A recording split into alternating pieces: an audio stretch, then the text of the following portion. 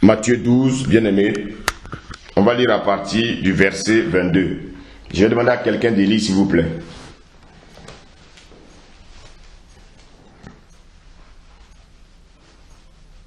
Amen.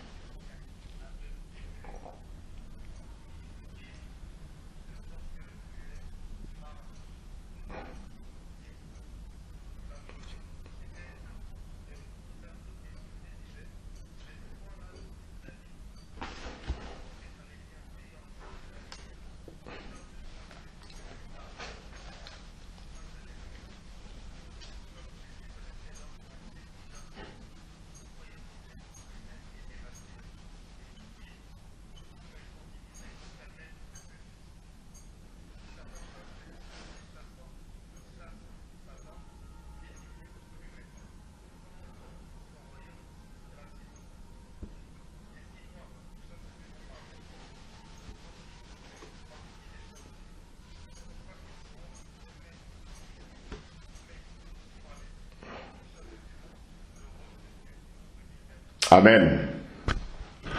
Alléluia. Bien-aimé, Seigneur, nous te bénissons ce soir. Et comme a dit tout à l'heure ta servante, Seigneur, que ton esprit ce soir encore nous conduise. Que ton esprit parle à nos cœurs. Que ton esprit, Seigneur, change ce qui a changé en nous.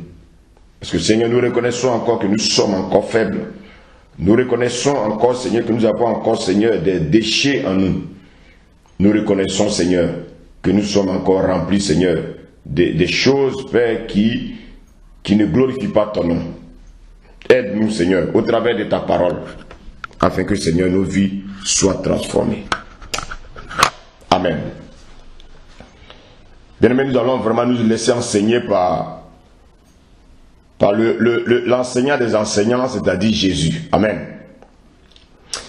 Alors, bien-aimé, ici, il est question, bien-aimé, d'un démoniaque. Et qu'est-ce qui va se passer? Jésus va guérir le démoniaque.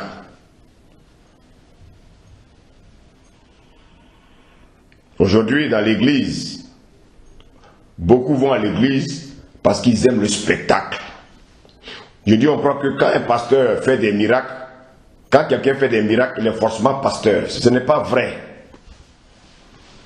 Quand on marche vraiment avec le Seigneur, qui nous ouvre notre esprit, la première des choses qu'on doit chercher à savoir le Seigneur, c'est l'esprit de discernement. Et malheureusement, les chrétiens, beaucoup n'ont pas l'esprit de discernement. Donc, quand on dit qu'il y a un prophète qui est venu à gauche, on court. Il y a un monsieur qui fait des miracles à gauche, à droite, on court. Non, bien aimé, non. Tout homme de Dieu peut faire des miracles. Mais ce n'est pas lui qui fait les miracles, c'est le Seigneur qui fait les miracles au travers de lui. Un homme de Dieu, c'est quelqu'un qui doit vivre dans l'humilité. Un homme de Dieu, c'est quelqu'un qui ne doit même pas se faire connaître. C'est Dieu qui le fait connaître. C'est Dieu qui fait connaître un homme de Dieu. Ce n'est pas un homme de Dieu qui doit se faire connaître. Aujourd'hui, malheureusement, tous ceux qui font des miracles, la majeure partie de ceux qui font des miracles, malheureusement bien aimés, ont des talismans, ils ont des fétiches. Comment tu peux être un serviteur de Dieu et puis aller toucher au feu étranger? Les gens touchent au feu étranger, ils viennent dire pourquoi? Parce qu'ils veulent se faire une popularité, ils veulent se donner un nom. Qu'est-ce qu'ils veulent faire? Ils recherchent une gloire. Bien aimé, tout ce que nous faisons, c'est pour la gloire de Dieu. Tout ce que nous devons faire, c'est pour la gloire de Dieu. Nous devons vivre effacés et laisser Dieu opérer au travers de nous. Et je suis sûr qu'aujourd'hui, les vrais pasteurs, on les appelle sorciers. Mais les faux, c'est ceux-là sur lesquels on a plus confiance aujourd'hui. Bien-aimé, demande le discernement à Dieu, parce que Dieu va te dire qui est pasteur et qui n'est pas pasteur. Un pasteur, ce n'est pas parce qu'on a porté 3 vestes. Non. Un pasteur, c'est celui-là qui a d'abord la crainte de Dieu. Un pasteur, c'est celui-là qui laisse Dieu travailler au travers de lui.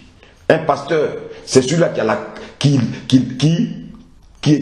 vit, bien aimé, dans la simplicité.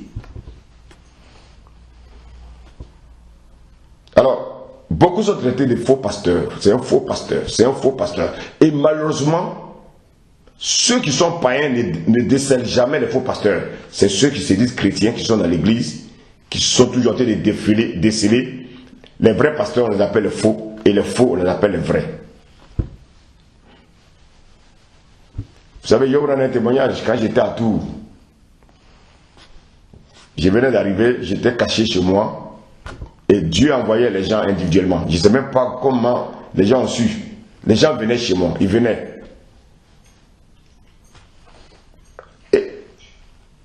Et il y a un couple qui est venu chez moi, monsieur et madame. Le message qu'ils ont entendu était tellement dur que le monsieur a fui. Sa femme a continué de venir. Et à un moment, ce monsieur me traitait de faux pasteur dans la ville. Alors que lui et sa femme, ils étaient sans papier. Et j'ai dit à sa femme, dans tel mois, Dieu vous donne les papiers. Dieu va te donner les papiers à toi. Effectivement, le mois que j'avais dit, le mois que le Seigneur m'avait donné pour donner à cet homme, à cette femme, effectivement, elle a été appelée par la préfecture et elle a eu, au lieu de donner les 1 an, on lui a donné les 10 ans. Et son mari, qu'est-ce qu'il va faire 2 semaines après? Rempli de honte, il monte me voir. Je suis venu confesser. Il dit, ah bon, qu'est-ce que tu veux confesser quoi? Je dis, non, j'étais traité de faux pasteur, donc vraiment, je suis venu confesser. Je dis, non, mais c'est pas grave. Si toi, tu crois que je suis un faux pasteur, et que Dieu sait que je suis vrai, c'est l'essentiel. Mais sache que ta situation de papier est plus difficile que ta femme. Et je lui ai expliqué. Mais tu vois, je vais prier pour toi. Et Dieu va te faire grâce. Comme tu es venu confesser ce que tu as dit peut-être dans le monde. Parce que pour vous, un pasteur, c'est quelqu'un qui doit briller, qui doit porter de l'or. Malheureusement, c'est ça. Jésus est venu. La Bible dit quoi? Il n'avait rien qui frappait au regard. Jésus était un homme simple. Nous, on n'aime pas les hommes simples.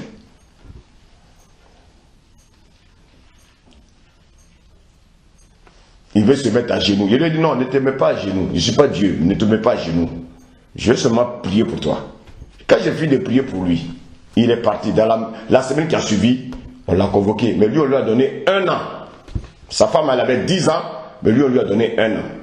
C'est lui maintenant qui va se promener pour faire ma publicité. Je dis, non, je ne veux pas qu'on fasse ma publicité. On parle de Jésus. Je ne suis pas venu pour que le monde m'adore. Moi-même, je suis venu pour adorer Dieu. Je ne veux pas que quelqu'un m'adore. Mais seulement, le conseil que je lui ai donné, ne traite plus jamais un homme de Dieu, même si c'est le plus faux. Laisse-le là où il est. S'il est faux, il faut prier pour lui. C'est tout. Regardez dans cette histoire. Jésus opérait des miracles. On le traitait de Belzébul.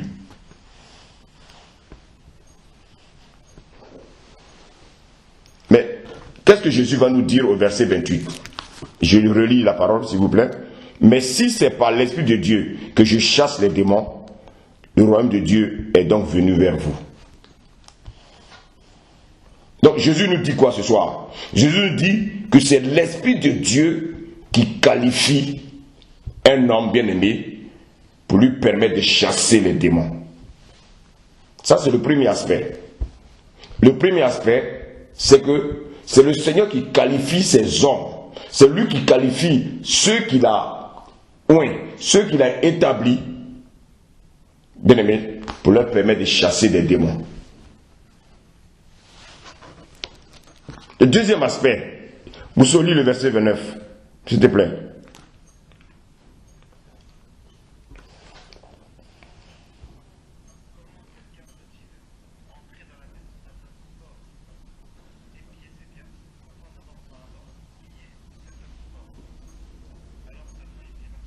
Merci. Bien-aimés, ici Jésus nous dit deux choses. Je vous en prie, soyons disposés. C'est très important cet enseignement-là. J'ai même été attaqué toute la journée. Je ne me sentais pas bien, je ne sais pas trop pourquoi. Mais je comprends pourquoi.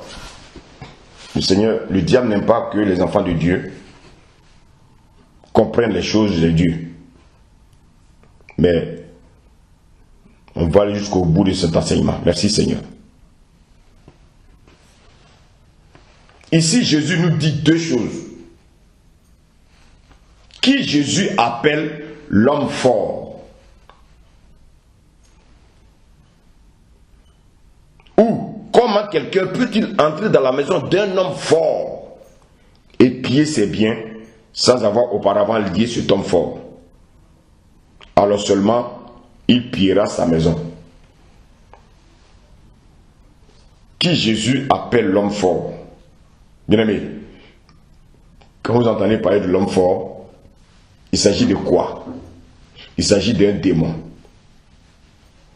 Bien-aimé, souvent nous avons, à cause des pratiques de nos parents, à cause du fait que nos parents ont visité des féticheurs, à cause du fait que, bien-aimé, la région dans laquelle nous vivons, soit c'est un arbre, soit c'est une eau que nos parents, dans l'ignorance, adoraient. Et plus que vous adorez l'arbre, cet arbre-là vous met un démon pour contrôler votre vie. Cette eau qui est conduite par Mami Wata vous donne un démon pour conduire votre vie. Et donc c'est ce démon-là qu'on appelle l'homme fort. C'est lui qui contrôle ta vie. Est-ce que je me fais comprendre?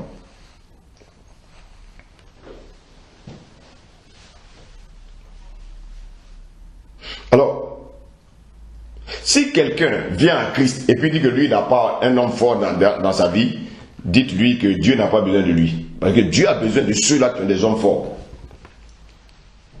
Moi, j'avais un homme fort dans ma vie. Pourquoi? Parce que mes parents adoraient ce qu'on appelle l'esprit des eaux. Et cet esprit m'a fatigué des années. Et je ne sais pas pourquoi j'étais celui-là qui l'a beaucoup fatigué. Parce que je ne savais pas. Mais c'est parce que j'avais l'appel de Dieu sur ma vie. Là où il n'y avait pas de problème, moi j'avais des problèmes. Pourquoi? Parce que cet esprit-là savait que Dieu avait la main sur moi. Et que tôt ou tard, Dieu allait me libérer. Qu'est-ce que cet esprit-là n'a pas fait pour que je meure? Bien aimé, j'ai eu plusieurs tentatives de mort, pas de suicide. Moi, je ne me suicide pas. Jamais j'aurai l'esprit de suicide. Mais cet esprit-là m'a entraîné souvent dans des milieux où, bien aimé, j'aurais pu perdre ma vie. Mais c'est maintenant que je comprends que Dieu avait la main sur moi. Alors, Jésus nous dit ce soir, si tu veux affronter l'homme fort qui est dans ta vie, si tu veux affronter l'homme fort qui est dans la vie de quelqu'un, qui a pris possession d'une maison, merci Seigneur, l'homme fort possède les maisons. Jésus te dit, pour affronter le monde des esprits, la première qualification, il faut avoir l'Esprit de Dieu. Il faut avoir l'Esprit de Dieu. Car c'est par l'Esprit de Dieu qu'on peut chasser les démons. C'est par l'Esprit de Dieu qu'on peut chasser les démons. Ça, c'est le premier aspect. Le deuxième aspect, Jésus nous explique ici, bien aimé, comment cela doit se passer dans la pratique. La Bible dit quoi? La Bible dit, comment quelqu'un peut-il rentrer dans la maison d'un homme fort et piller ses biens? Je m'arrête là. Jésus dit que cet homme fort a ses biens. Comment vas-tu rentrer dans la maison de l'homme fort, prendre ses biens et partir? Et puis l'homme fort va croiser les bras pour te regarder partir. Mais le Seigneur nous dit que, avant toute chose, il dit, comment quelqu'un peut-il rentrer dans la maison d'un homme fort et piller sans avoir auparavant lié cet homme fort? C'est pas n'importe qui peut lier un homme fort.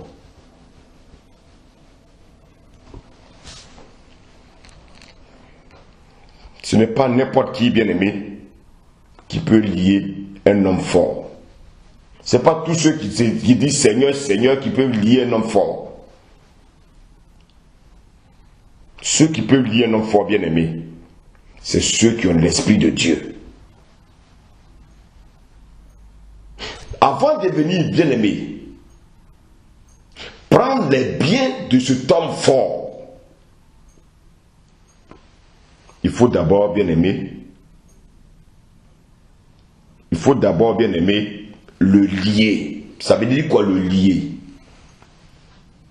De quoi Jésus parle?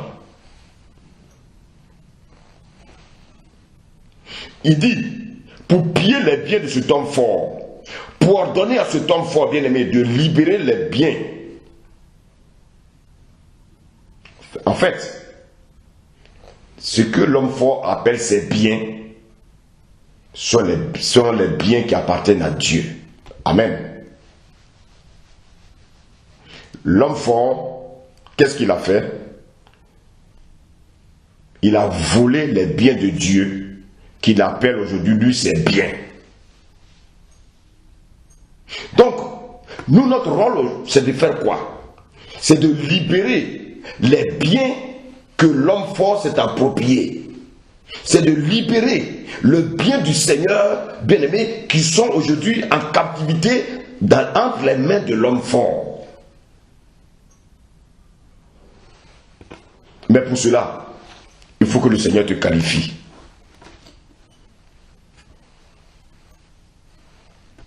Bien-aimé, j'insiste dessus. Pour pouvoir rentrer dans la maison de l'homme fort et de piller ses biens, il faut que tu aies la qualification de lier cet homme fort. Qu'est-ce que cela veut dire? Avant de délivrer quelqu'un, il faut d'abord savoir, bien-aimé, les éléments qui rentrent en ligne de compte. Et les éléments, c'est quoi? Le bien de Dieu. Le bien de Dieu que Satan a volé. Le bien de Dieu que Satan a capturé. Et qui est devenu aujourd'hui sa propriété. L'homme fort, bien-aimé, qu'est-ce qu'il a fait? Il s'est emparé du bien de Dieu. Ou des biens de Dieu. Donc, qu'est-ce que Dieu fait? Dieu nous envoie aller libérer ses biens. C'est ça la délivrance.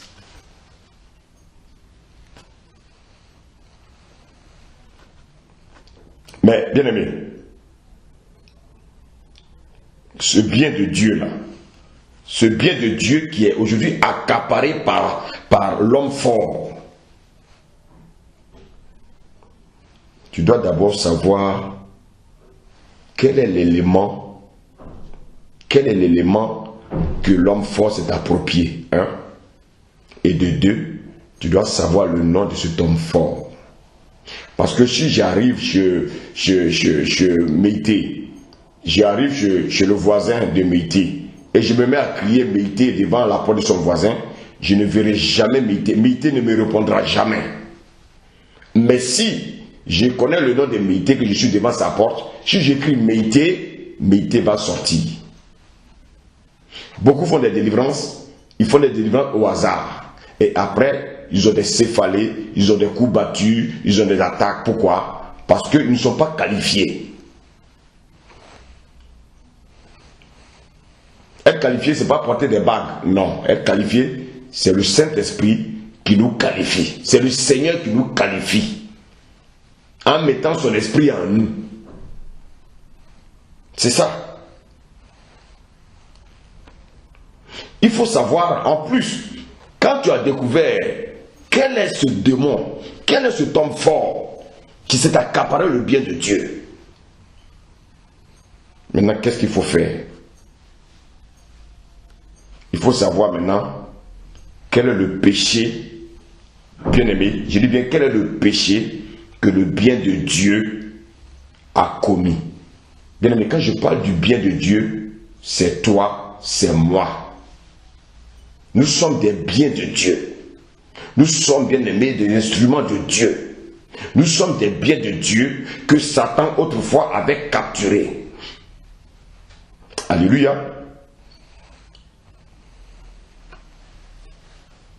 Ah, Seigneur, merci.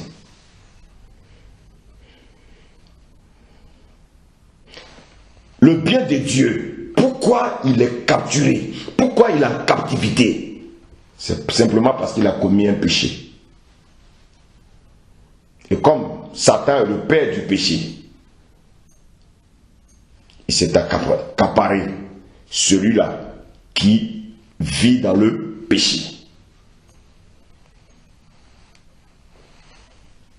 Maintenant, est-ce que ce péché-là vient de ses parents?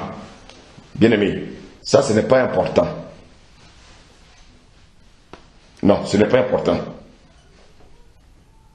Ce qu'on doit savoir, c'est que l'homme fort a pu lier, bien-aimé, le lien de Dieu parce qu'il a commis un péché. Et qu'est-ce qu'il a fait? L'homme fort l'a conduit dans sa maison.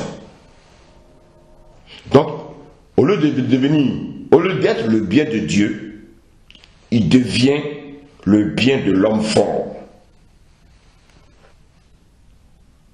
Merci Saint-Esprit.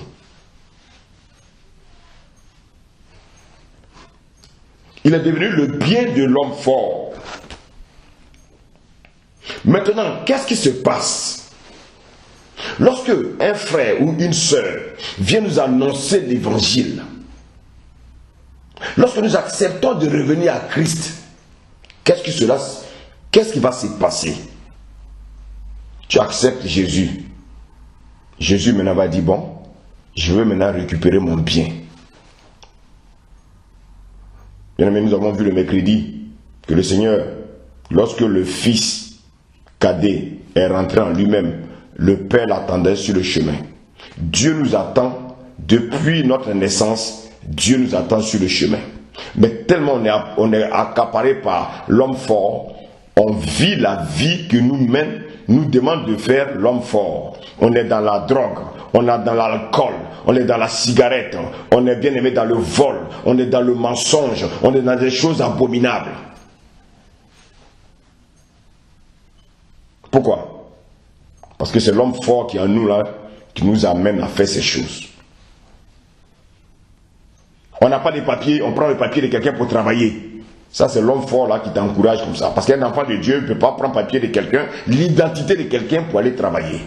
Il faut qu'on revienne à l'évangile plus bien aimé. Il y a trop de mascarade dans la vie des chrétiens. Il faut revenir, sinon bien aimé, nous allons perdre le salut. Tu ne peux pas rester chrétien 5 ans et puis avoir des faux papiers. Quel Dieu tu pries? Quel Dieu tu pries?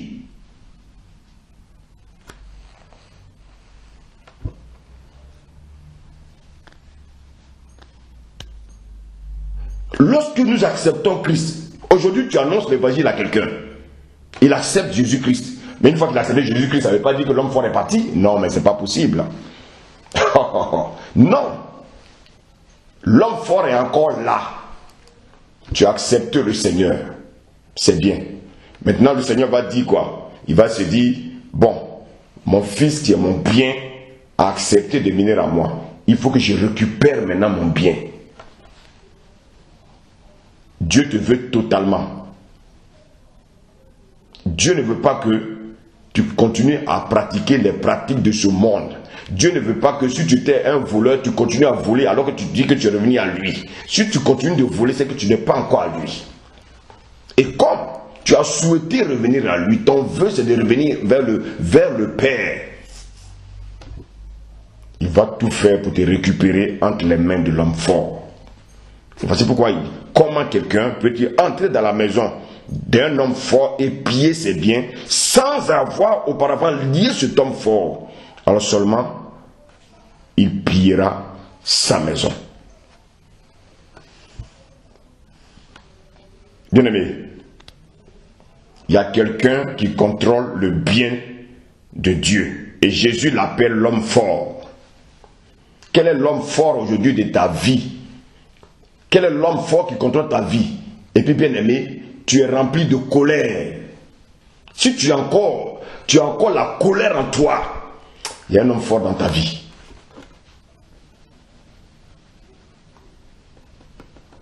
Alléluia.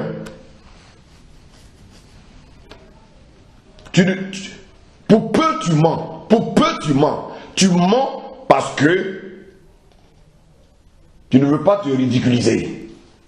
Tu es tellement orgueilleux que si tu mens, les gens vont te regarder. Donc tu continues à mentir. Mais en disant que tu es chrétien, mon ami, il y a un homme fort qui contrôle ta vie.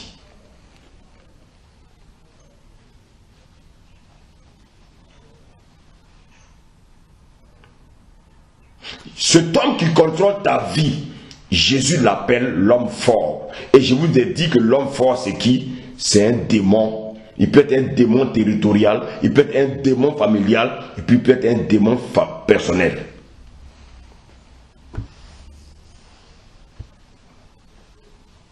C'est pas parce que tes parents peut-être sont décédés que cet homme fort est parti. Non, c'est un esprit. Donc, l'esprit, on va comprendre. Merci Seigneur. Dieu va nous aider aujourd'hui à bien comprendre. On ne peut pas tuer un esprit. C'est pas possible. Alors, ce soir, bien-aimé, tu vas comprendre quels sont les biens, bien-aimés, que l'ennemi a pris en otage et qu'une simple délivrance ne peut pas libérer.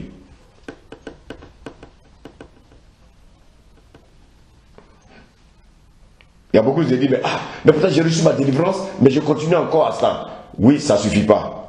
Suivez bien l'enseignement. Les mauvaises habitudes qui se répètent. Tu couchais les femmes dans les hôtels, tu dis que tu es délivré, mais tu continues encore à coucher les femmes dans les hôtels. Bien aimé, la délivrance n'est pas finie. L'homme fort te fait faire des choses abominables. Mais si tu n'as pas encore pris conscience que c'est l'homme fort qui te fait faire des choses abominables, aucun homme de Dieu ne peut te libérer. Il y a des hommes de Dieu qui veulent délivrer les gens de force. Non. Il y a des gens qui viennent à pasteur, je veux ma délivrance. Non, on ne délivre pas les gens comme ça. On délivre ceux-là qui prennent d'abord conscience de leur situation. On délivre ceux-là bien-aimés qui rentrent en eux-mêmes, qui sont fatigués et chargés.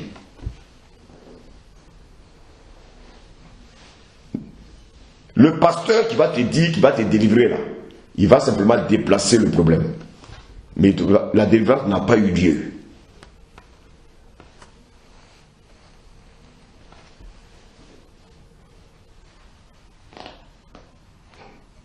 Amen. Jésus me dit, tu ne peux pas le faire, tu ne peux pas libérer le bien tant que tu n'as pas lié l'homme fort qui te contrôle.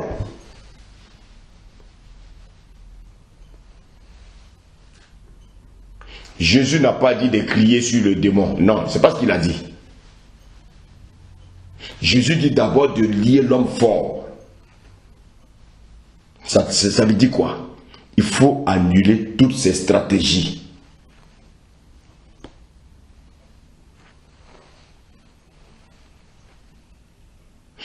L'homme de Dieu qui doit opérer la délivrance, qu'est-ce qu'il doit faire?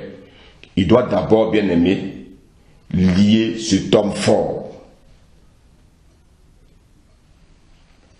Mais qu'est-ce qui peut donner l'assurance à un homme de Dieu de pouvoir délivrer? Le péché? Non. L'orgueil? Non. Non. Parler sur toutes les antennes qui lui fait la délivrance? Non. Non. Non. Qu'est-ce qui donne l'assurance à cet homme de Dieu là? Il y a l'homme fort, c'est vrai. Mais l'homme de Dieu, il a l'assurance qu'il est à côté de l'homme très fort. qui est qui lui-même? L'homme très fort, c'est qui? C'est Dieu lui-même. Il y a un qui est seulement très fort, mais Dieu, il est très N+1 fort. Il va affronter l'homme fort bien-aimé en le liant. Mais n'oublions pas que l'homme fort bien-aimé a lié le bien de Dieu. L'homme fort a lié le bien de Dieu. Le bien de Dieu, bien-aimé, est lié par l'homme fort. Donc, quand l'homme de Dieu vient, il ne doit pas d'abord, bien-aimé, s'intéresser au bien de Dieu. Non. Nous, voici l'erreur qu'on fait. On veut s'occuper du bien de Dieu. Non, le bien de Dieu, il est déjà entre les mains de l'homme fort. Qu'est-ce qu'il faut d'abord faire? Nous, on veut forcément délivrer la personne. Mais la personne est encore dans le péché. Toi, tu veux le délivrer. Mais ça va être difficile. C'est pour ça que, bien aimé, on a commencé depuis longtemps par des enseignements, afin que beaucoup sortent du péché, beaucoup sortent des abominations, beaucoup sortent de la colère, beaucoup sortent. Ceux qui ont compris, gloire à Dieu.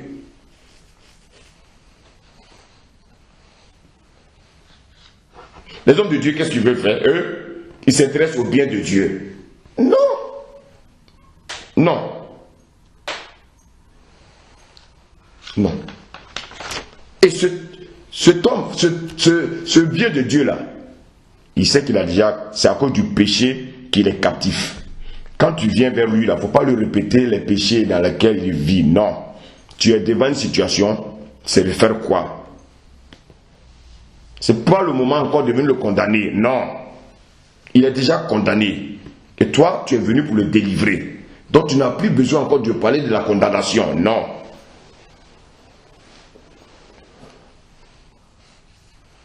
Le bien te dit, délivre-moi, et toi tu dis oui, c'est ton père qui est à la base. Non, c'est pas important. Même si c'est le père, c'est la mère, c'est pas ça qui est le plus important. Ce sont tes ancêtres, ça c'est pas important.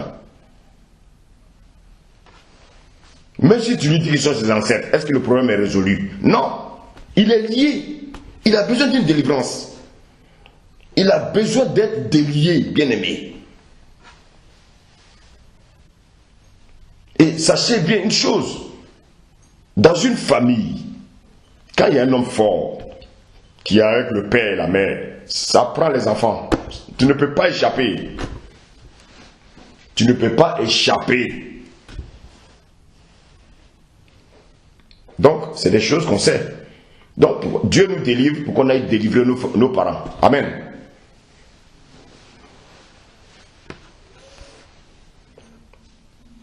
Jésus te dit, bien-aimé, ce soir, il dit, avant toute chose, il faut d'abord, auparavant, lier l'homme fort.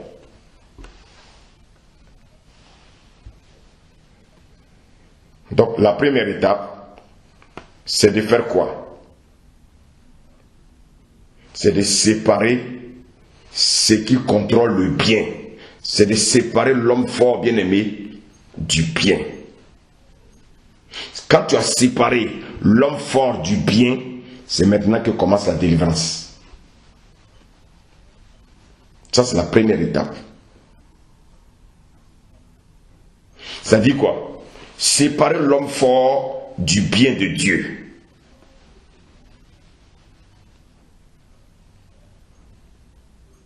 Une fois que l'homme fort est séparé du bien de Dieu, est-ce que le travail est fini? Non. Le bien de Dieu se sent plus léger.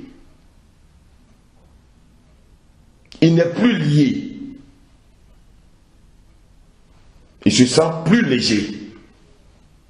Pourquoi? Parce qu'il n'est plus lié. Mais est-ce qu'il est libre? Non. Il est délié. Mais est-ce qu'il est libre? Parce que Jésus a dit, déliez-le et laissez-le aller. Or, quand tu es accaparé par l'homme fort, on va te délier. Mais est-ce que tu es libre? Pas encore. Qu'est-ce qui te manque alors, bien-aimé? Tu as lié l'homme fort. Il est paralysé. Son pouvoir est paralysé. Tu viens maintenant, bien-aimé,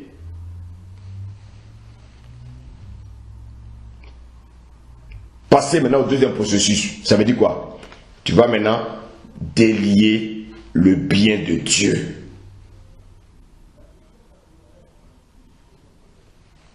Lorsque tu as fini maintenant avec l'homme fort, la première étape, la deuxième étape, tu viens maintenant t'occuper du bien de Dieu. Donc l'homme fort a été lié et le bien doit être délié, bien-aimé, de ses liens. Et quels sont ces liens-là, bien-aimé? L'impureté, la fornication, l'adultère, le mensonge, le manque de soumission, la colère, comment appelle ça là, la jalousie, la haine, le manque de pardon.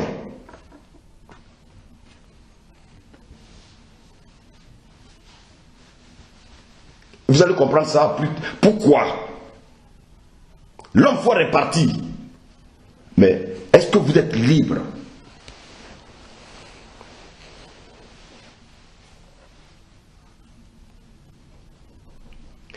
Écoutez-moi bien. Une fois que le bien de Dieu est délié, est-ce que l'homme fort peut encore le contrôler? Ça, c'est la question que chacun de nous doit se poser. Est-ce que si je suis délié de l'homme fort, est-ce que l'homme fort peut encore me contrôler? Non. Non. L'homme fort ne peut plus, bien, écoutez-moi bien, l'homme fort ne peut plus te contrôler. Aujourd'hui, beaucoup parmi vous ne sont plus contrôlés par l'homme fort.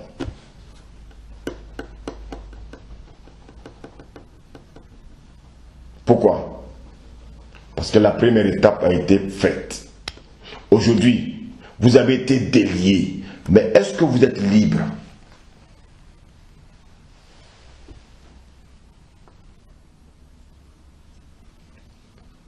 Si l'homme fort est lié, alors, qu'est-ce qu'il peut faire? Il ne peut rien faire, il est lié. Toi, tu es délié, lui, il est lié. Donc, il ne peut plus rien faire. Maintenant, quelle est sa prochaine stratégie? Suivez bien cet enseignement, s'il vous plaît. Amen.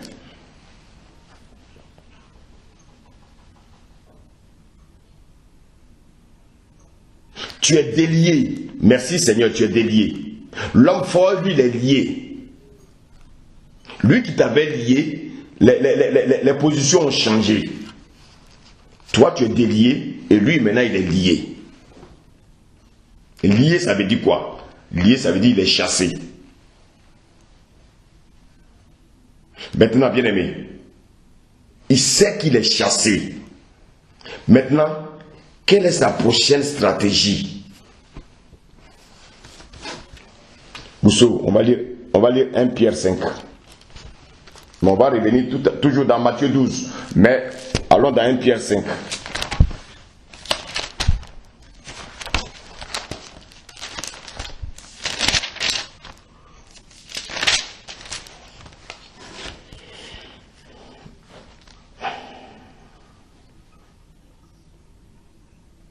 À partir du verset 7. À partir du verset 6, pardon. À partir du verset 5.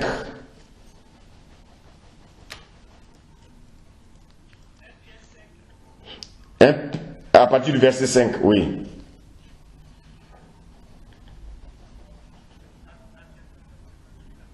Bon, lis à partir du verset 6, tranquillement. Bon, lis à partir du verset 5, vas-y.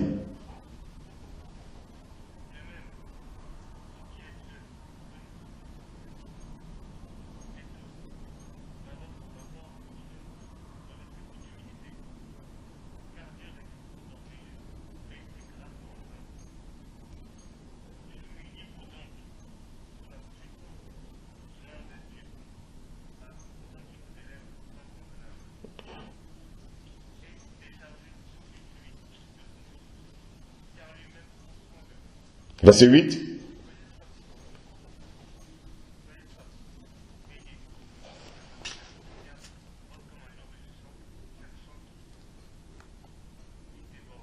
Ah, verset 9.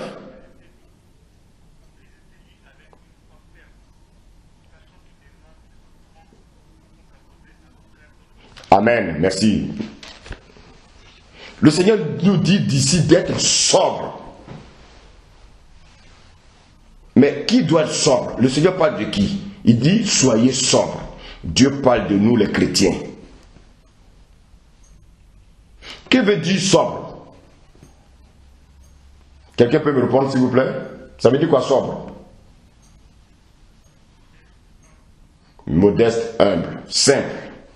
Mais quand vous regardez votre vie, est-ce que vous êtes simple? Quand chacun regarde sa vie là, est-ce qu'il est simple? Quand chacun regarde sa vie là, est-ce qu'il est humble? Quand chacun regarde sa vie là, est-ce qu'il est modeste?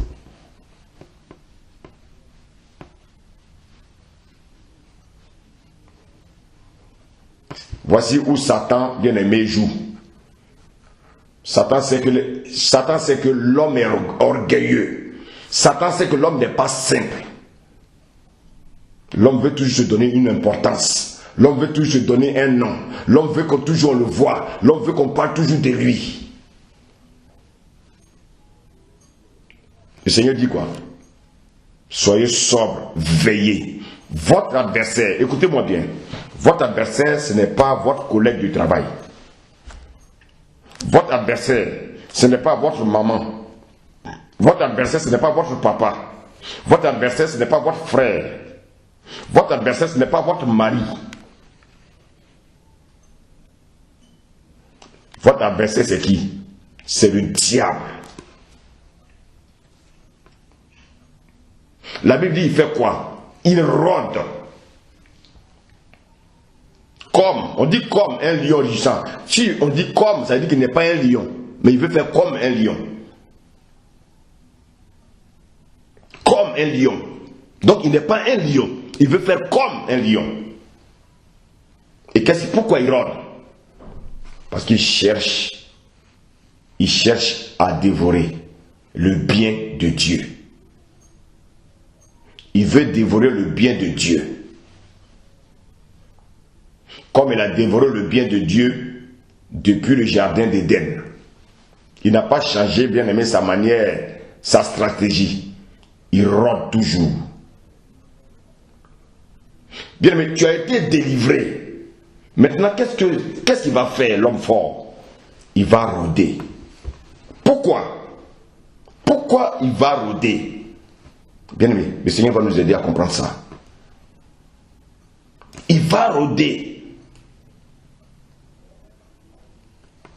Voici où il y a le piège. Écoutez-moi bien. L'homme fort a habité avec toi pendant 30 ans. Il a habité avec toi pendant 35 ans. Il a habité avec toi pendant 50 ans. Et puis en un seul jour, il sort de sa maison. Sa maison, quand il parle de sa maison, il parle de quoi? C'est ton corps. Il dit que c'est sa maison, ton corps. C'est voici pourquoi, quand il te dit, prends ton corps pour aller te coucher dans une chambre d'hôtel, pour commettre l'impudicité, tu vas te coucher. Quand il te dit de prendre ton corps pour, bien aimé, pour fumer la drogue, tu prends ton corps pour aller fumer la drogue. C'est lui qui le contrôle, c'est lui qui contrôle ton corps. Quand il te dit, prends ton corps pour aller boire l'alcool, tu vas boire l'alcool.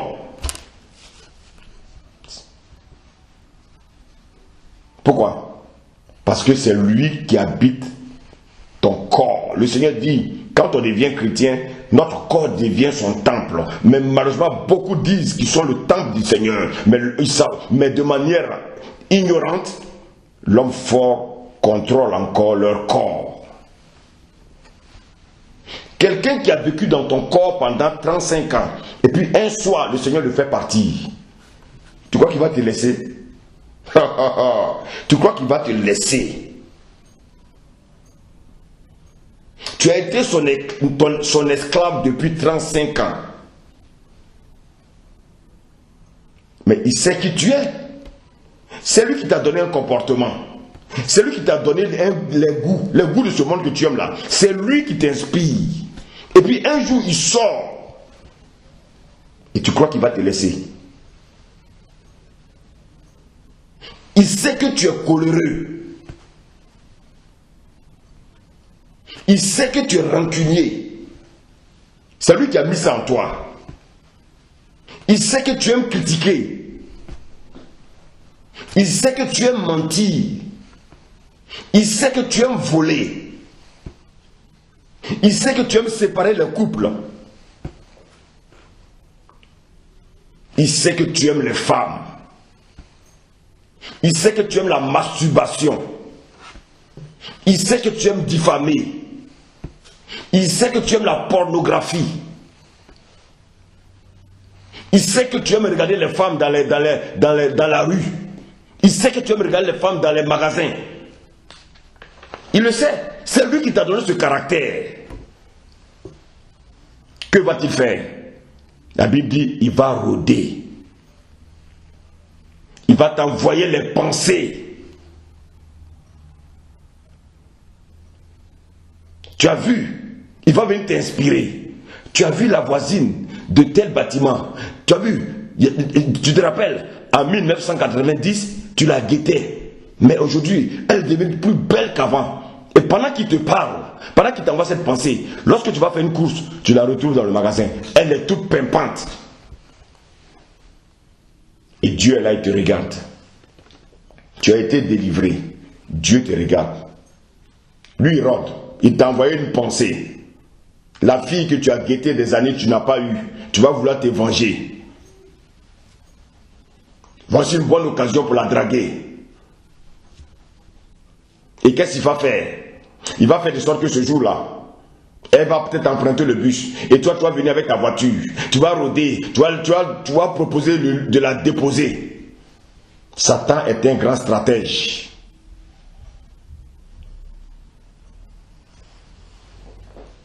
Il rôde. Il sait que tu aimes critiquer. Il sait que tu es rempli de jalousie.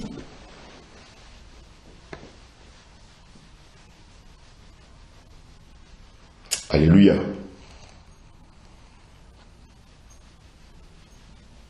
Il sait que tu aimes mentir. Il sait que tu n'aimes pas que les autres réussissent. Tu es rempli de jalousie. Mais qui t'a donné ce caractère-là? C'est lui. Depuis 35 ans, il gère ta vie. Depuis 35 ans, il t'a donné ce caractère. Et puis un jour, le Seigneur vient le déloger. Certes, il est parti. Maintenant, tu dois avoir le caractère de Christ. Voici où commence le combat.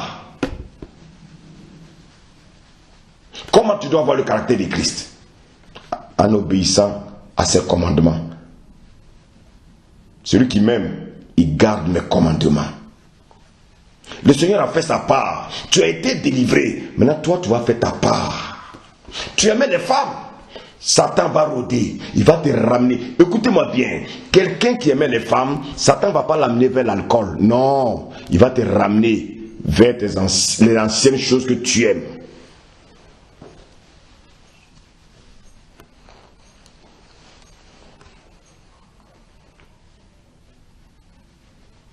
Alléluia. Tu t'associes avec tes collègues de bureau. Pour critiquer le patron. Alors que c'est à cause du patron que tu as un salaire. Dieu est juste. Le même pasteur qui te prêche l'évangile là, tu t'associes avec des gens pour le critiquer. Dieu est juste. Satan sait que tu aimes critiquer les pasteurs. Il va tout faire pour que tu critiques les pasteurs. Pourquoi? Parce qu'il veut revenir dans sa maison.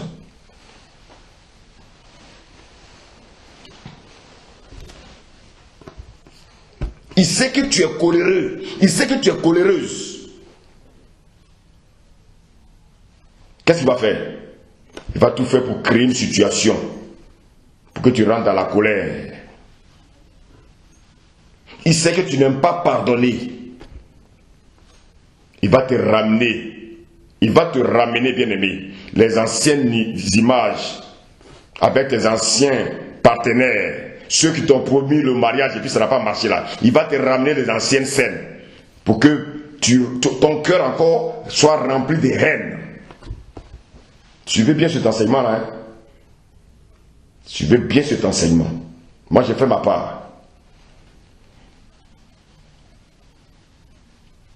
Cet homme qui t'a promis le mariage là, et puis après il t'a dribblé là, il va te ramener les images où il te faisait le bien.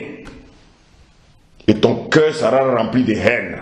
Ton cœur sera rempli de méchanceté. Tu vas vouloir te venger. Waouh! Mais bien aimé, ne commets pas cette erreur.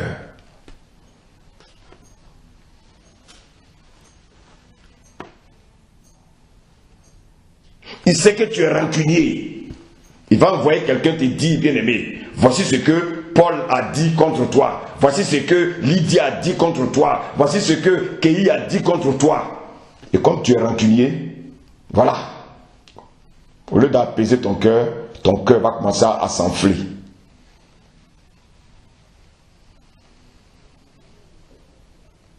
Il sait que tu aimes mentir. Il va mettre devant toi une situation où tu mens, où tu dis la vérité. On te met en prison, où tu mens, tu sauves ta tête. C'est vrai, tu vas mentir, tu vas sauver ta tête. Mais bien aimé, il a rôdé.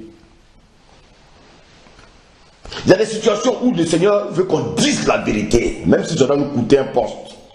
Quand on dit la vérité, Dieu lui-même touche le cœur du patron. Parce qu'on a dit la vérité. À cause de l'orgueil des chrétiens, ils refusent souvent de dire la vérité. Ils veulent se couvrir. Alors que dans leur cœur, ils savent qu'ils sont menteurs. Qui a permis que tu mentes? C'est le rôdeur. L'homme fort rôde.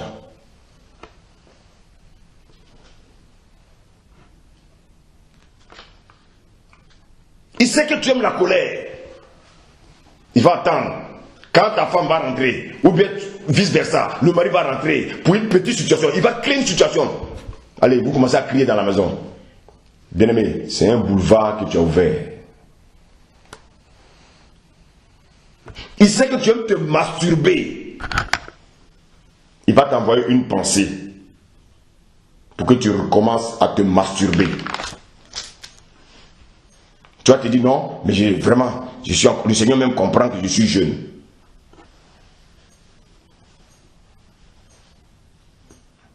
Alléluia. Lorsque tu fais ces choses, ces abominations, ces pratiques bien-aimées que Dieu rejette, la fornication, regardez les femmes nues, regardez les films érotiques à la télévision, les films où les gens s'embrassent.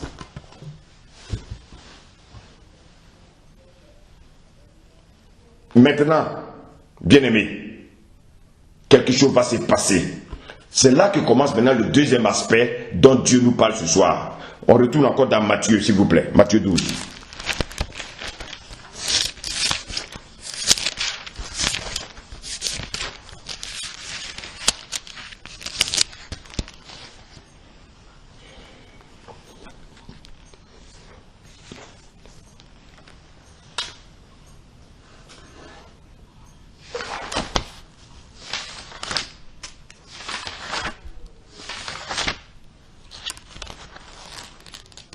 Amen.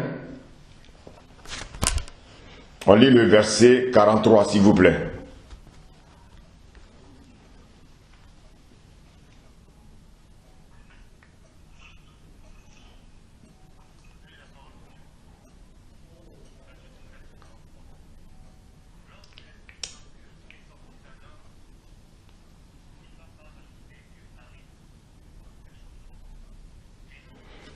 Point, c'est bon.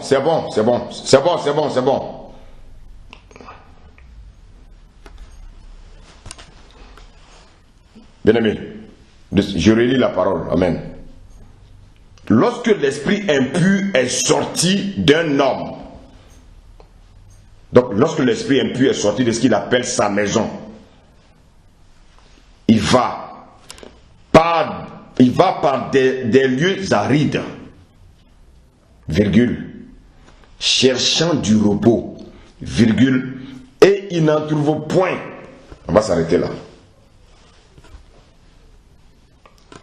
Le Seigneur nous dit que l'esprit impur est sorti d'un homme. Qu'est-ce que cela veut dire? Lorsque tu as délivré le bien de Dieu qui était entre les mains de l'homme fort,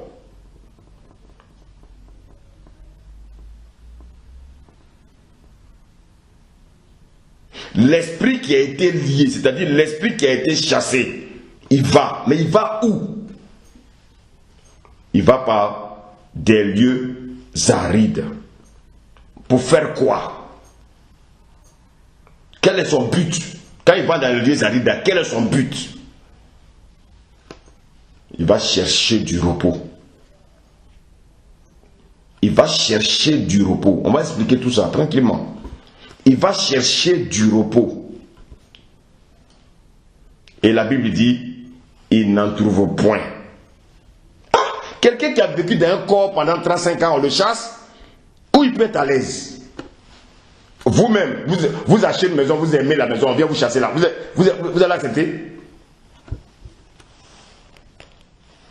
Je vais doucement, mot par mot, pour que, bien aimé, on comprenne cet enseignement-là, pour que demain, vous pouvez aussi enseigner à d'autres personnes.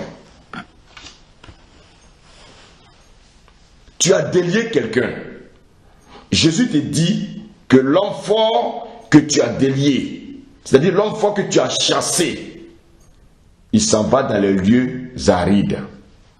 Mais les lieux arides, c'est quoi?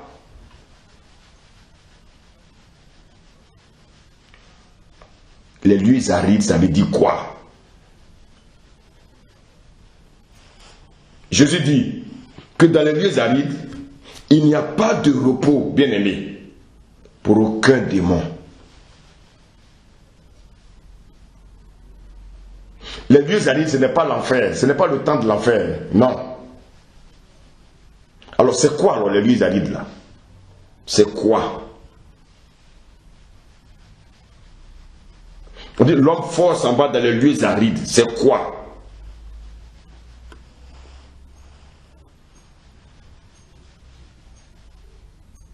Suivez-moi bien. Il s'en va dans les lieux arides.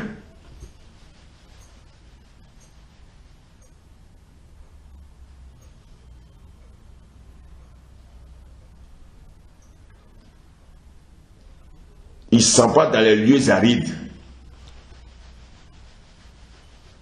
cherchant du repos. On ne peut que se reposer, bien aimé. Où? Dehors? Non. Les démons ne peuvent pas rester dehors parce qu'il y a l'hiver. Qui ne veut pas s'abriter? Vous êtes dans des maisons, non? Lui aussi, il cherche une maison. Il va rester dans le froid là. Et puis il va avoir quoi? Infection broncho-pulmonaire? Non.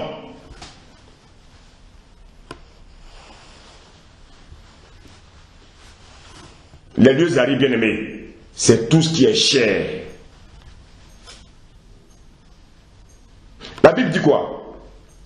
Écoutez bien aimés, s'il vous plaît. Tu vas comprendre. Le Saint-Esprit pour agir sur la terre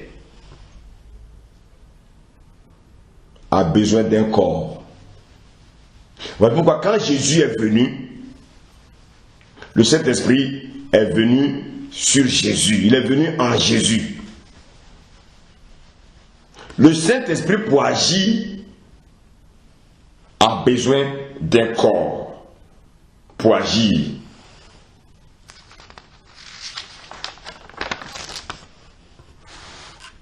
Voici pourquoi Jésus, en venant sur la terre, avait besoin de se donner un corps.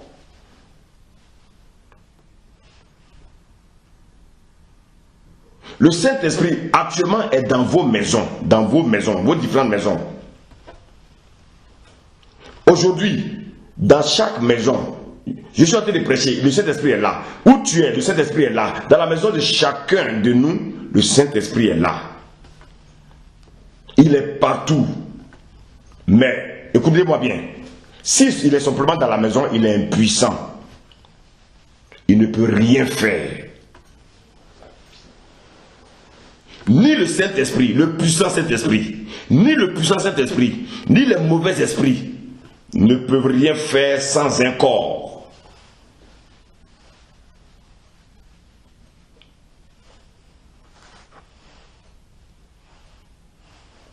Le Saint-Esprit ne peut rien faire sans un corps. La parole doit venir d'un corps. C'est pourquoi la parole s'est faite chair. Aucun démon, le plus méchant des démons, il peut se coucher même à côté de toi, mon ami. Je disais à Satan, quand je dors, envoie-moi 10 000 sorciers se coucher à côté de moi. Ils ne peuvent rien, parce qu'il n'y a rien de Satan à moi. Il ne peut rien. Pour que le démon puisse t'attaquer, il faut qu'il passe par un corps. Parce que pourquoi? Écoutez-moi bien. Tu peux être en paix dans la maison. Ton mari rentre de dehors et puis il y a les disputes. Mais si le démon qui t'attendait à la maison avait un pouvoir, pourquoi il t'a pas créé des disputes et puis il attend que ton mari arrive? Parce qu'il a besoin d'un corps pour s'exprimer. Est-ce que quelqu'un me comprend là? Amen. Il a besoin d'un corps pour s'exprimer. Dites-moi, les démons qui habitent avec nous, pourquoi ils ne nous font pas des histoires? Pourquoi ils ne nous jettent pas du lit? Parce qu'ils n'ont aucun pouvoir. Ils ont le pouvoir que lorsqu'ils habitent dans un corps. Et regardez bien aujourd'hui. Le Saint-Esprit, qui est le maître de l'église, les gens l'ont mis dehors. Maintenant, qu'est-ce qui se passe dans l'église? C'est du folklore maintenant. On danse du mapuka, on danse du rap, on danse de quoi, je ne sais pas quoi. Le Saint-Esprit, on l'a mis dehors. C'est pourquoi, bien aimé, il n'y a plus le mouvement de l'esprit dans l'église. Le pasteur est dans le péché. Le pasteur couche avec les filles du groupe musical. Donc il ne peut plus prêcher sur le péché. Donc l'esprit de Dieu n'est plus là.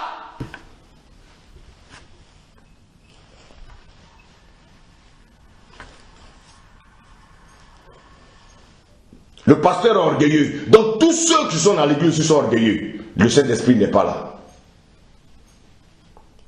Et comme le Saint-Esprit n'est pas là, il y a un autre qui dirige le point.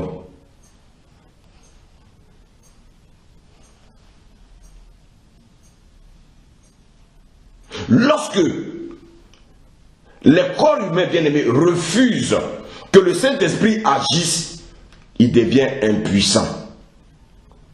Le Saint-Esprit ne peut rien. Même si tu cries à lui, il ne peut rien. Si tu l'empêches d'agir au travers de toi,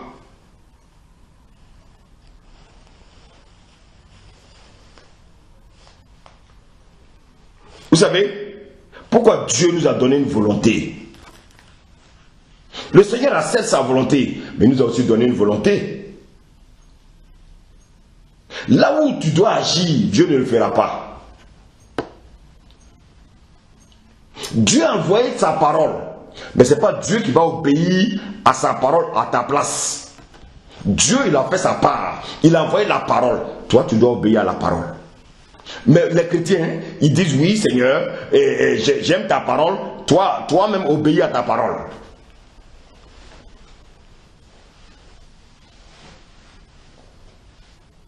Non, Dieu ne fera pas. Dieu ne fera pas. Écoutez-moi bien, je vous pose une question. Lorsque Satan est allé rendre visite à Adam et Ève, Dieu a vu ou bien Dieu n'a pas vu?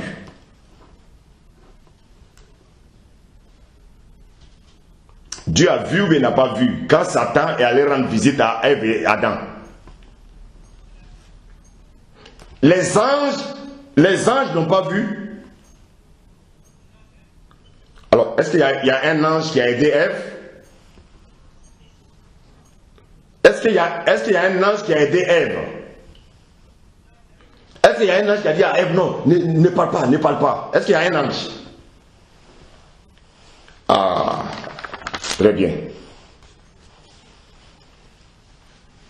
Oh Seigneur, merci.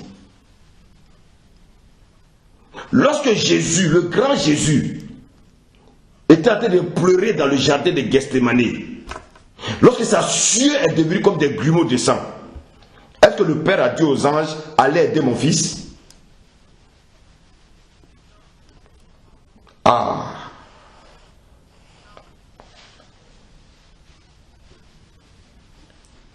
Le Père avait sa volonté, Jésus avait sa volonté. La volonté de Jésus, c'était qu'il passe par la croix. La volonté du Père, c'était de dire à Jésus, tu dois passer par la croix. Et la volonté de Jésus, c'était de manifester ce que le Père lui a dit.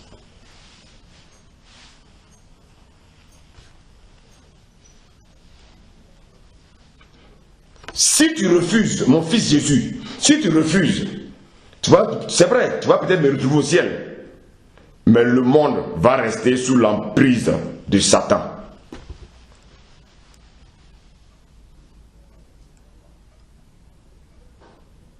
Regardez les 3 disciples là, sur lesquels Jésus comptait. Satan a soufflé son vent sur comme la foule, ils ont commencé à dormir. C'est comme nous. Beaucoup commencent à prier, et puis à un moment, tu arrives dans la chambre, la Bible est sur le ventre et ça ronfle. Ça flanche. Satan est venu souffler comme ça. Fou, dors, allez, tu es fatigué, tu vas aller travailler demain. Fou.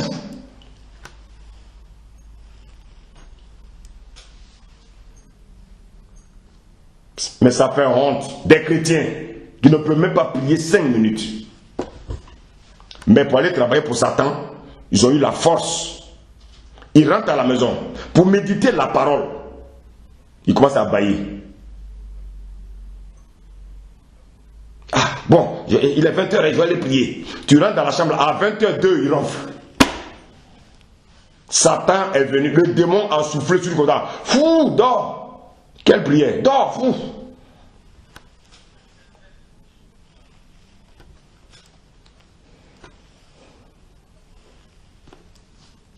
Mais écoutez-moi, pourquoi les trois là, disciples là, ont dormi comme ça? Parce qu'ils n'ont pas le Saint-Esprit. Donc toi qui ne peux pas prier pendant 2-3 minutes là, tu n'as pas le Saint-Esprit. Ils n'avaient pas le Saint-Esprit, c'est pour ça que Satan a soufflé sur eux. Ils se sont endormis à la minute. Beaucoup parmi nous, nous passons 10 heures devant la télé. On est capable de passer 2 minutes dans la présence de Dieu. On trouve tous des arguments. Oui, l'enfant pleure, l'enfant fait ceci, l'enfant est en train de faire, l'enfant doit manger, je dois aller chercher l'enfant à l'école. On a le temps pour des choses comme ça. On n'a pas le temps. Quand on est dans la présence de Dieu, on n'a pas le temps. Ou on commence à bailler, ou on commence à regarder notre monde parce que demain, on doit encore aller travailler. Parce que le travail que nous faisons demain est mieux que la communion avec le Seigneur.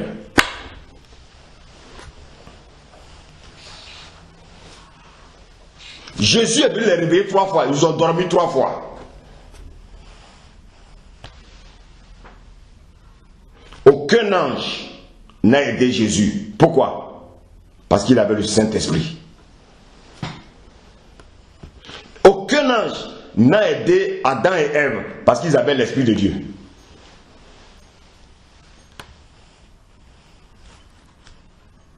Quand le Saint-Esprit et la parole viennent, bien aimé, écoutez-moi bien, personne ne peut t'aider encore. Tu dois te soumettre.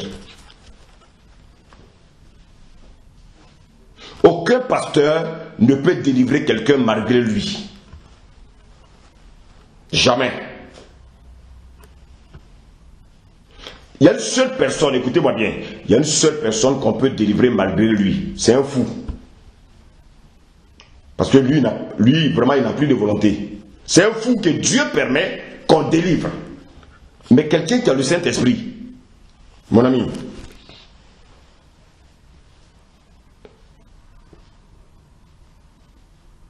les gens veulent qu'on les délivre. Les gens veulent qu'on les délivre, c'est normal. Pourquoi? Parce que le nom de Jésus fait trembler les démons.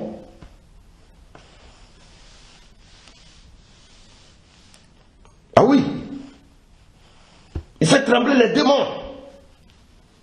Mais bien aimé, tu as ta part à jouer.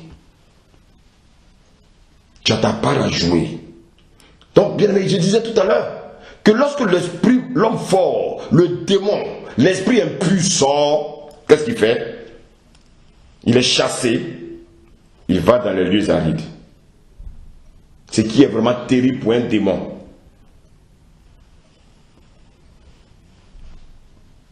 Ce qui est terrible pour un démon bien-aimé, c'est quand on le chasse d'un corps. Quand on le chasse d'un corps, bien-aimé, il se retrouve où? Dans les lieux arides.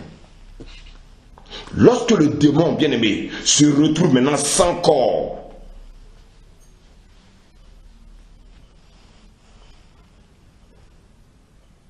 quand ils sont sans corps, ils ne peuvent rien faire. C'est ça les lieux arides. C'est ça les lieux arides.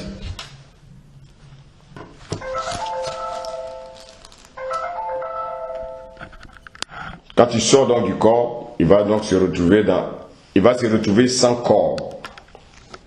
Mais bien aimé, qu'est-ce qu'il peut bien faire?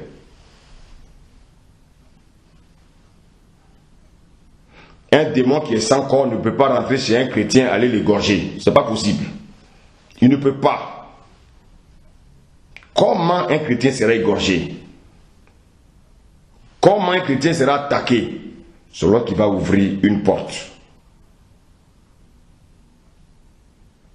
Il va ouvrir une porte et le démon va habiter, bien-aimé, dans son corps. Un démon, le diable par exemple, je donne un exemple. Vous êtes en couple et le diable par exemple veut que ton mari meure. Qu'est-ce qu'il va faire? Il va créer une situation dans la maison et dans la colère, monsieur ou madame va prendre un couteau, étant dans les nerfs, elle va prendre le couteau, piquer son mari ou sa femme. Ce n'est pas la femme qui a piqué, c'est l'homme fort là. Parce qu'il habite un corps, il a simplement animé le bras. Le bras allait vers le couteau, et puis il a piqué.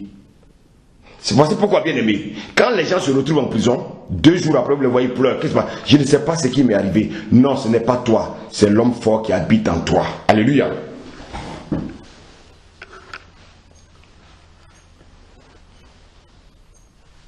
C'est l'homme fort qui t'a amené à soulever le couteau. Ce n'est pas toi-même, non. Voici pourquoi, bien aimé, je suis en train de vous dire que Satan n'a pas de pouvoir sans nous. C'est nous qui donnons le pouvoir à Satan. Pourquoi? Parce que nous aimons le péché. Donc si quelque chose nous arrive, n'accusons pas un frère, ni une soeur, ni le mari, ni la femme. Nous sommes les seuls responsables. Satan n'a aucune puissance. Ce sont les pécheurs qui donnent la puissance à Satan. Est-ce que je vous pose une question? Si Satan était vraiment impuissant, tous ceux qui se convertissaient, il allait les tuer? Est-ce que Satan va accepter que tout le monde se convertisse? Regarde, aujourd'hui, il y a combien de chrétiens dans le monde? Mais si Satan avait un pouvoir, il allait tous les égorger. C'est parce qu'il n'a pas de pouvoir qu'il cherche toujours un corps dans lequel habiter. Donc qu'est-ce qu'il va faire? Il va animer quelqu'un de la colère. Il va t'utiliser, bien-aimé, dans la fornication, parce qu'il sait que tu es un ancien forniqueur. Et comme tu es un ancien forniqueur, il y a encore les gènes en toi. Il est parti, certes. Maintenant, toi, les gènes là maintenant, doivent quitter ta vie. Mais au travers de quoi? Au travers de la parole. Le Seigneur a fait sa part, il t'a délivré. Maintenant, toi, tu dois faire ta part. Maintenant, pour ne plus vivre, pour changer ton caractère.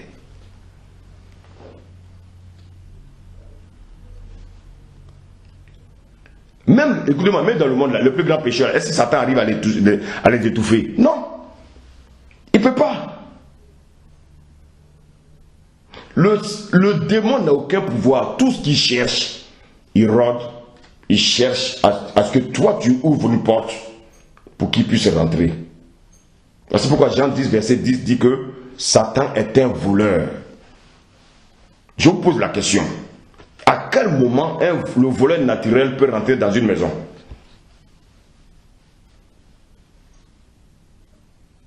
Lorsque la porte est ouverte.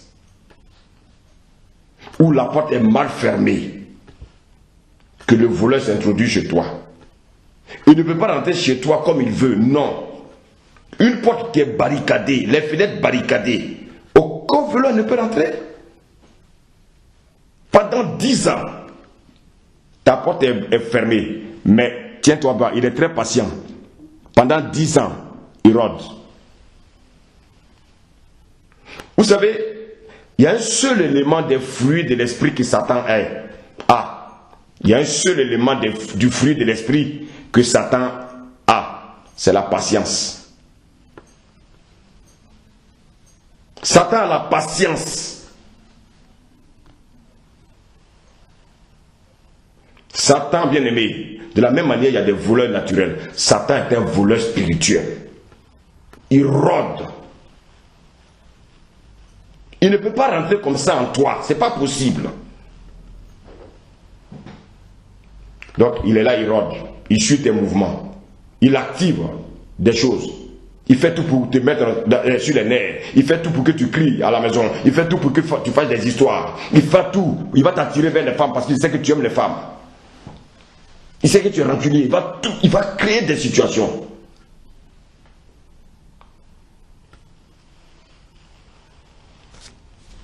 Et bien aimé, que nous dit maintenant? Il va dans les lieux arides, il va chercher du repos. Bien aimé, c'est là qu'on va s'arrêter ce soir. On va continuer. C'est quoi le repos? Il va cherchant du repos. Il est dans l'hiver là, lui aussi il a froid. Il cherche du repos. Qu'est-ce qu'il va faire? Sans corps, il ne peut pas avoir de repos. Il est dans les lieux arides. Il a tourné et n'a pas trouvé un corps.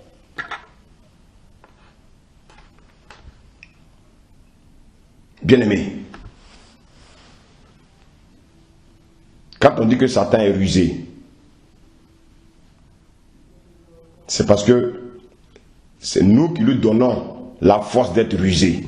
C'est nous qui lui donnons la puissance.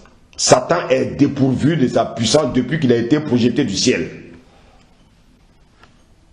Mais qui lui donne le pouvoir? C'est nous. Pourquoi? Parce que nous refusons d'obéir à la parole de Dieu. Nous refusons de marcher comme Christ veut que nous marchions. Nous voulons marcher selon notre propre chair. Or, la chair a des désirs contraires à ceux de l'esprit.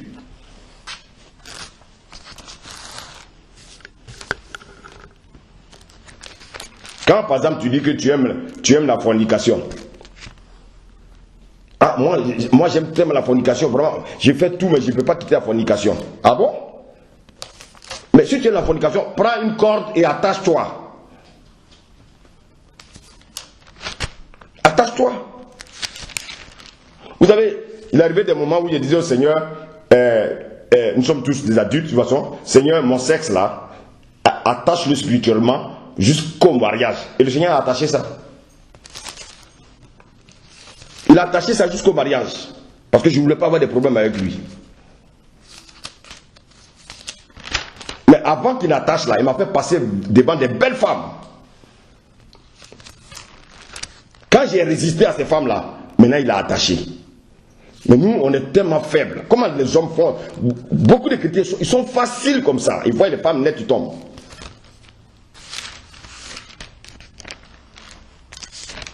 Bien-aimé, Satan rôde. Il rôde. Il connaît les désirs qu'il t'a donnés.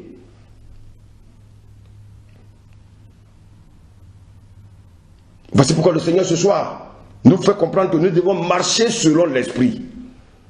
Si nous marchons selon l'esprit, nous n'accomplirons pas les désirs de la chair. La chair, bien-aimée, a des désirs contraires à ceux de l'esprit.